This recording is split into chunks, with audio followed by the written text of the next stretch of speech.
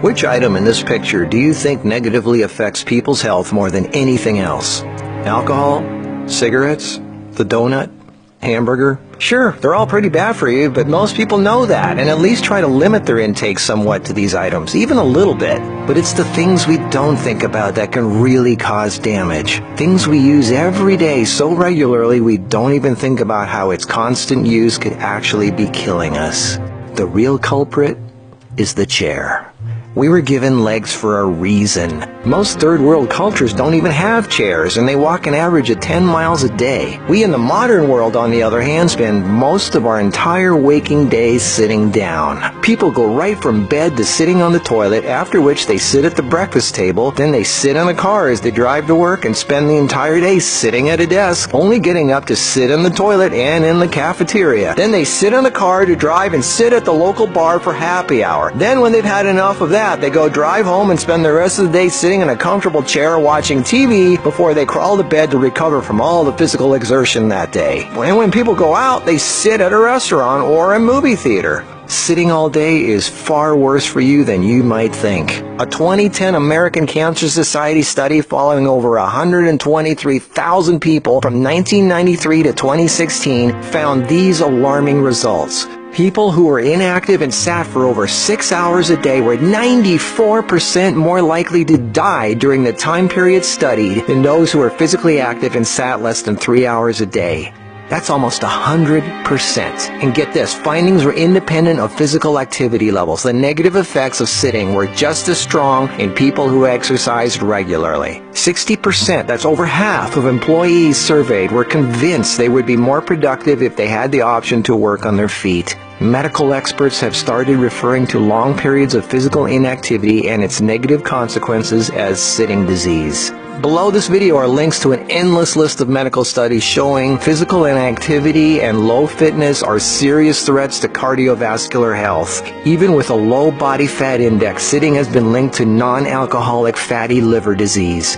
Studies showing differences in brachial and femoral artery responses to prolonged sitting. Studies showing reducing sedentary time may protect DNA. Sedentary lifestyle has been linked to depression. How sitting less increases muscle mass. Multiple studies linking diabetes to inactivity and sitting. Cells in idle muscles don't respond well to insulin, so the pancreas produces more and more, leading to diabetes. And how 5 minutes of standing every half hour can improve glucose metabolism and really help postmenopausal women who are pre-diabetic. Blood pressure drops when standing compared to sitting. A Cornell University study found that sitting more than 1 hour induces biochemical changes in lipoprotein lipase activity, that's an enzyme involved in fat metabolism, and glucose metabolism, leading to deposits of fats in adipose tissue rather than being metabolized by muscle, and increases heart attack risk, coronary heart disease, and kidney disease. This happens in both fit people who do regular aerobic activity and also unfit overweight people. This means regular exercise does not cancel out these effects of sitting the rest of the day. Sitting a lot is asking for trouble, no matter who you are.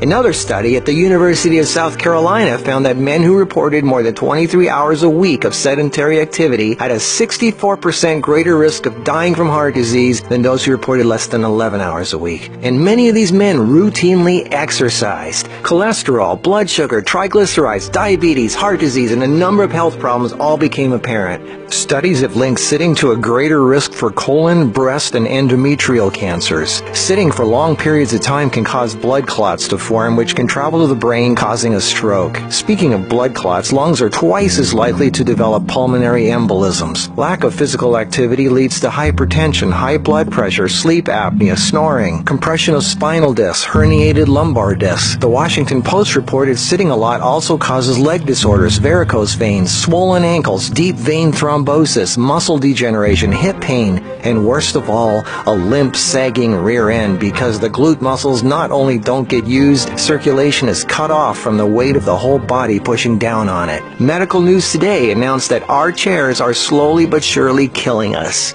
The links to all these studies are listed below this video. So what do? We have to work, right? Well, the first thing to have to look at, obviously, is our desk. It's actually becoming commonplace in many offices, factories, and even schools globally to switch to standing desks. They even have desks that instantly adjust from sitting to standing position and back down again as needed. Just Google standing desks and you get all kinds of companies. I myself use standing desks to do my video editing and even have a treadmill desk for doing my office work and online stuff. I find this much more effective than the bicycle desk I have for working on the computer. Even though my legs are moving, you're still sitting, and the leg muscles are not supporting the weight of the body. And this is why being on our feet is so important and effective. The act of standing requires all kinds of muscles to keep us from falling over. Muscles all over our body are constantly adjusting, tightening, and loosening to keep us balanced, from our feet to our legs to our torso, arms, and neck. That's thousands of muscles, big ones, little ones, constantly working to keep us from falling over. And all this work requires energy, which of course comes from our food, and fat, which doesn't get used if we sit around all day. So do as much as what you normally do standing up if you can. And if you can't, stand up every half hour for 5 minutes. Even if you don't do much, just stand up. And if you really want to get things moving, do some squats. And I don't mean 3 or 5, I mean 20 or 30. Take the stairs instead of the elevator. Throw out the TV and do more yard work. Clean up the house more. Do more repairs. Go to the park. Walk down the street or just stand around. Anything. You are not designed to sit. You are designed to be upright. Half your body is legs. They are there for a reason. Use them. If you value your life, get off your ass.